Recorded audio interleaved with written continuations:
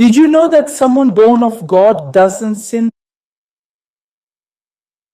Look at 1 John 3:9. No one born of God makes a practice of sinning, for God's seed abides in him, and he cannot keep on sinning because he has been born of God.